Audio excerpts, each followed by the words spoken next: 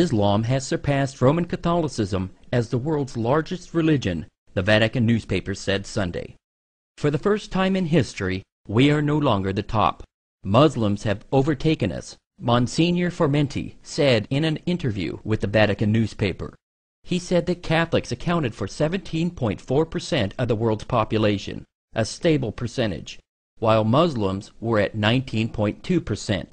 It is true that while Muslim families, as it is well known, continue to make lots of children, Christian ones, by this he means Roman Catholic, on the contrary, tend to have fewer and fewer, the Monsignor said. According to a report by Faith Matters, the UK is seeing a surge in Brits converting to Islam. In the last year, around 5,200 people in Britain converted to Islam. As many as 100,000 have converted in the last decade. Now, while that's not a huge number if you consider the UK's total population, which is around 61 million, it's definitely notable. Of those converting, about 62% were women, and the average age is over 27 years old. And the vast majority of women who converted also changed their appearance, with a significant majority adopting the hijab, or a headscarf. Now, we've done stories here on the show how some European countries have voted to ban the hijab in public, to ban minarets. But that's not the case in the UK. Now, the obvious question really is, what is behind this high rate of conversion? Some followers told Britain's The Telegraph that they felt lost in their own lives, that they were lacking in purpose before conversion. And most Brits have reported that since their conversion, they've been living with ease in the UK, that they've only faced minimal problems from their families about their new choice of religion. So what's going on? What is compelling so many young white women to convert to Islam in droves? We're going to delve further into this topic on another program. Michael Hart, the American author of the wide-selling book, The 100, a ranking of the most influential persons in history, chose Prophet Muhammad to be at the top of the list. He said, "My choice of Muhammad to lead the list of the world's most influential persons may surprise some readers and may be questioned by others. But he was the only man in history who was supremely successful on both the religious and secular levels. It is this unparalleled combination of secular and religious influence which I feel entitles Muhammad to be considered the most influential single figure in human history."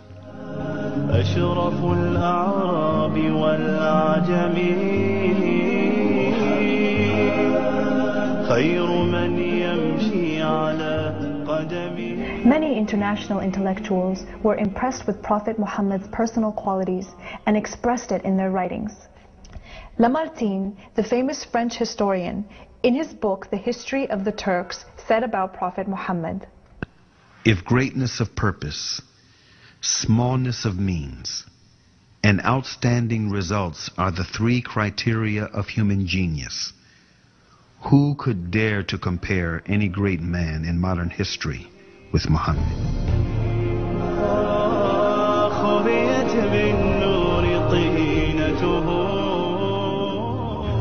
Mahatma Gandhi, the spiritual leader of the Indian independence movement and the pioneer of resistance through mass civil disobedience, said about Prophet Muhammad, peace be upon him, "I became more than convinced that it was not the sword that won a place for Islam in those days in the scheme of life.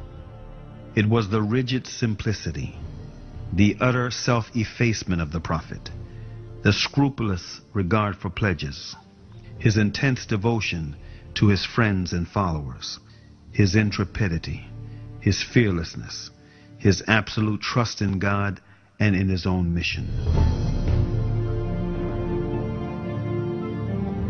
Wolfgang Goethe, one of the key figures of German literature and one of the most famous European poets, who was also a painter, humanist, scientist, and philosopher, said about Prophet Muhammad, "He is a prophet and not a poet, and therefore his Quran is to be seen as a divine law and not as a book of a human being, made for education or entertainment." أشرف الأعراب والأعجم خير من يمشي على قدمه باسط المعروف جامعة صاحب الإحسان والكرم تاج رسل الله قاطبة صادق الأقوال والكلم خبيت بالنور طينته. It's the world's fastest growing religion, Islam. The Chicago area alone, home to an estimated 400,000 Muslim faithful. Tonight, why some people are making the switch to a religion many Americans have trouble understanding. Mark Saxenmeyer has our special report. This is the story of 3 Chicagoans, all raised as Christians, all who decided to ultimately reject that religion. Internet is down. Nadira Rodriguez Muhammad grew up Catholic, but found herself constantly questioning the long-held beliefs of her family. I always felt that something was missing for me. Ian Bushner is a law student at the University of Chicago. I felt like that there wasn't a God. Whitney Nichols is a new Loyola grad who grew up in suburban Streamwood. I guess what I was really looking for was what felt most natural and most logical to me. When Nadira entered high school in the mid-1990s, she became friends with a group of Muslim girls. They just had this level of contentment and a sisterhood that was... Yeah, I wanted to be a part of that. Ian drifted towards the Muslim students at his high school as well. I remember defending some of my friends at school from accusations, after 9/11. And then I started reading the Quran. I said, oh, here is a form of God that I've never been presented before. After September 11, the interest actually increased. Dr. Assad Basul is professor at Chicago's Islamic American College. He says the tragedy 6 years ago initially prompted angry questions, but eventually many of the curious found answers to their own spiritual questions through Islam and converted. Sometimes, negative things bring positive things. In fact, according to a first-ever random sampling of American Muslims by the Pew Research Center, 21% of the nation's 2.4 million Muslims are converts to the faith. Eventually, I realized that I was looking to the Quran for advice, for direction, and at the point that you believe that the Quran is revelation from God, then you're a Muslim. The conversion has meant many changes in their lives. Ian prays 5 times a day. You'll finish a prayer and realize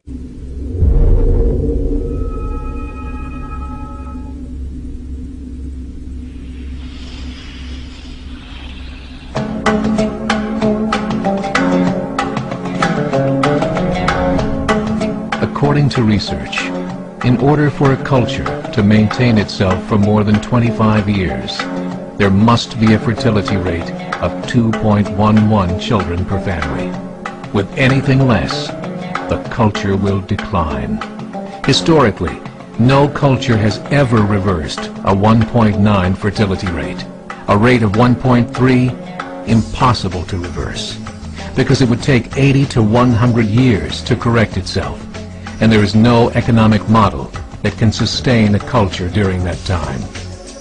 In other words, if 2 sets of parents each have 1 child, there are half as many children as parents. If those children have 1 child, then there are 1/4 as many grandchildren as grandparents. If only 1 million babies are born in 2006, it's hard to have 2 million adults enter the workforce in 2026. As the population shrinks, so does the culture.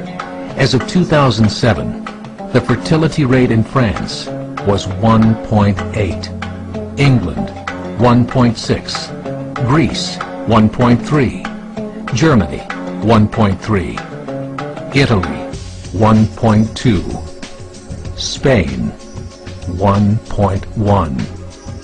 Across the entire European Union of 31 countries, the fertility is a mere 1.38. Historical research tells us these numbers are impossible to reverse. In a matter of years, Europe as we know it will cease to exist. 1.8 children per family. Muslims, 8.1. In southern France, traditionally one of the most populated church regions in the world, there are now more mosques than churches. 30% of children ages 20 and younger are Islamic.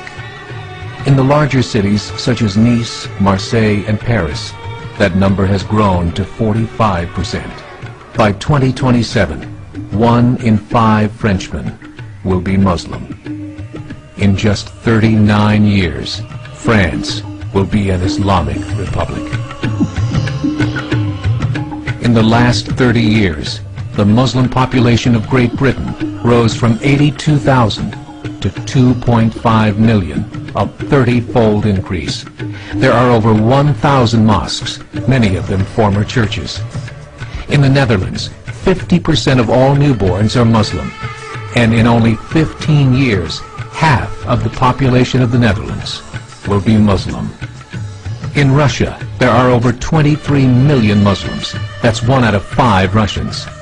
40% of the entire Russian army will be Islamic in just a few short years. Currently in Belgium, 25% of the population and 50% of all newborns are Muslim.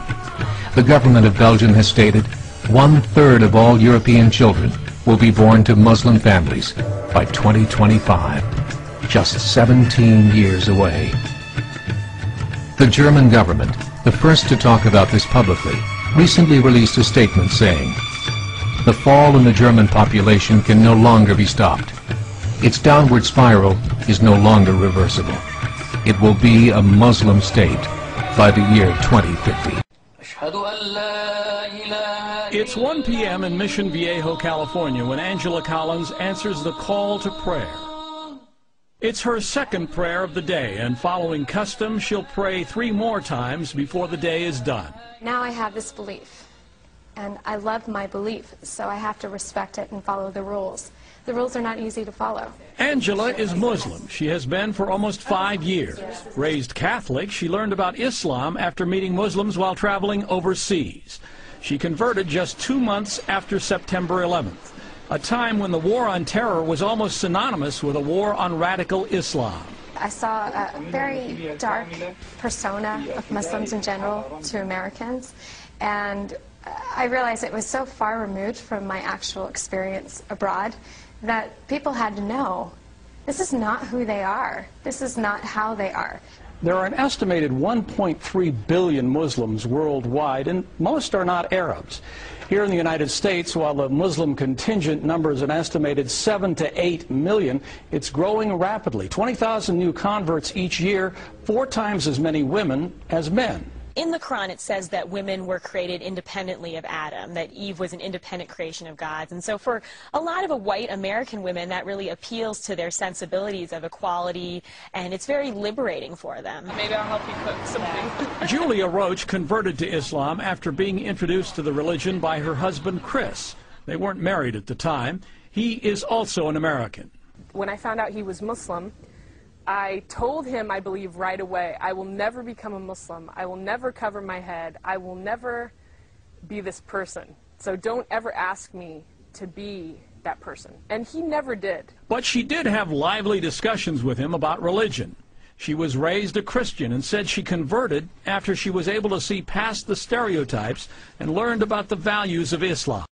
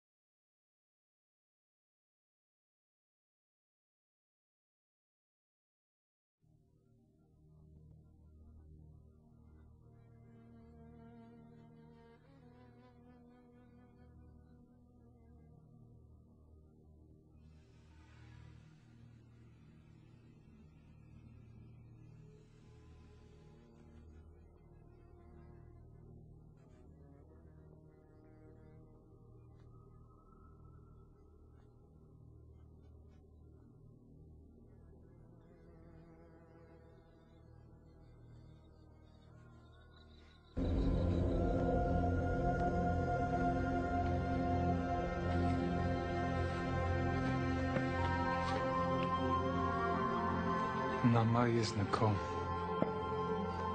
Daudi. Sana'ani. Resha. Viavella sagimim be'ale. And radafuli. Ildefon nakom. Al tikhalon. Ythei menachma. Yehoda kasta. Yela. Ythei chwinaba.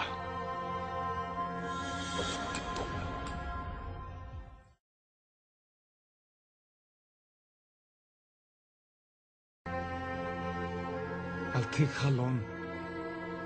Ythei menachma. Yehoda kasta. Yela.